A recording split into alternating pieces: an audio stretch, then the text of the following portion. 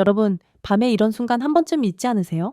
아, 지금 자면 오늘이 너무 아까운데 눈은 이미 반쯤 감겼고 손은 계속 스크롤하고 있는 상태. 아니 이거 완전 내 얘기. 자는 게 너무 아까워. 다들 한 번쯤 경험해 보셨을 거예요. 바로 자기 실어병인데요. 사람들이 헷갈리곤 하는데 사실 이건 불면증이 아닙니다. 쉽게 말해서요. 불면증은 누워도 잠이 안 오는 것이고 취침 시간 지연 행동은 누우면 잘 수 있는데 일부러 안 눕는 것이에요. 학술 용어로는 베드타임 프로크레스티네이션이라고 하는데요. 중요한 건 이게 의지력 문제가 아니라는 점입니다.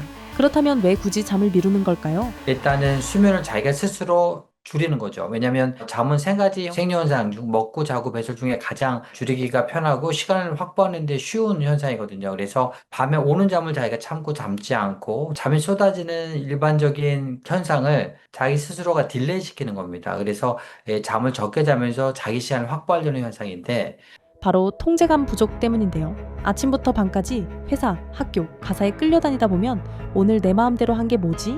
이런 기분 들잖아요. 그래서 밤만큼은 억지로라도 내 시간을 늘리고 싶어서 잠을 미루게 되는 겁니다.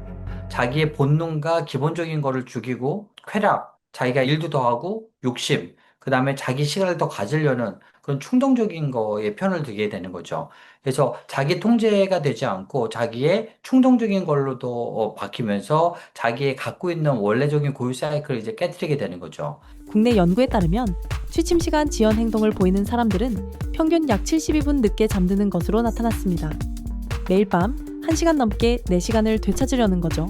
여기서 잠깐, 한국인의 평균 수면 시간은 6시간 58분, OECD 평균인 8시간 22분과 비교하면 무려 1시간 32분이나 부족한 수준이죠.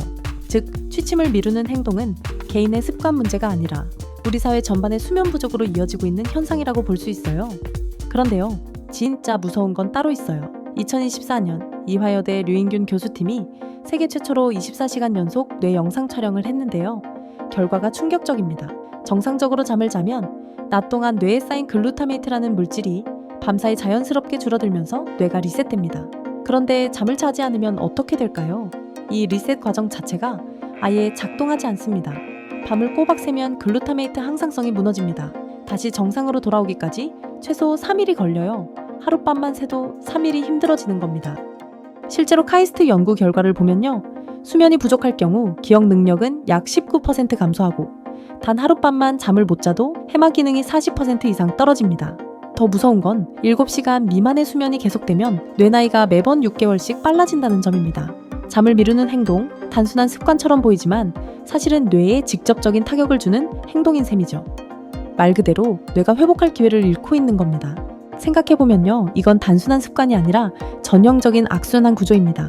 밤에 2시간만 더 깨어있으면 다음날 뇌의 효율이 떨어지고 그만큼 일이 늦어집니다. 일이 늦어지면 자연스럽게 퇴근도 늦어지고 결국 하루에 쓸 수 있는 4시간은 더 줄어들죠. 그러면 우리는 이렇게 생각합니다. 오늘은 좀 보상받아도 되잖아? 그래서 또 잠을 미룹니다. 이건 마치 카드값이 청구서 나오기 전까지는 체감이 안 되는 것과 비슷합니다. 지금 이 순간의 편안함은 크게 느껴지고 미래에 치를 손해는 아주 작게 느껴지는 거죠. 그래서 우리는 알면서도 이 악순환을 계속 반복하게 됩니다. 그렇다면 방법은 없을까요? 있습니다. 핵심은 의지력이 아니라 환경입니다. 국내 연구에 따르면 취침 시간 지연이 심한 사람들에게 환경 중심의 방법을 적용했더니 취침을 미루는 시간이 평균 46분 줄어든 것으로 나타났습니다. 잠이라는 거는 두 가지 조건에 의해서 잠이 오거든요. 밤이 됐을 때 어두워야 멜라토닌이 나오고요. 그 다음에 몸의 체온이 떨어져야 됩니다. 그래서 잠자기 2-3시간 전에는 활동을 자제해 주시고 특히 반신욕 족욕하면 땀이 나면 땀을 통해서 열이 나가기 때문에 몸의 체온이 떨어집니다. 그러니 이 3가지만 기억하세요. 첫째, 수면 시간 설계. 잘 시간을 미리 정해두는 것만으로도 뇌는 준비를 시작합니다. 둘째, 자기 전 루틴. 매일 같은 행동을 반복해 뇌에 이제 잘 시간이다 라는 신호를 보내주세요. 셋째, 침대와 스마트폰 분리. 물리적인 거리는 생각보다 강한 심리적 거리를 만들어냅니다. 대한민국 환경에 노출되어 있으면 잠을 잘 잤던 사람도 아마 못 자게 되실 겁니다.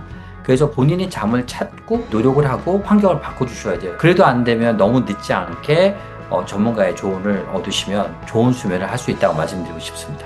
자기 실어병은 게으름도 나약함도 아니에요. 사실 그 안에는 오늘 하루를 조금이라도 더 살고 싶다는 마음이 숨어 있거든요. 다만 그 대가를 내일의 나에게 너무 많이 맡기고 있을 뿐이죠.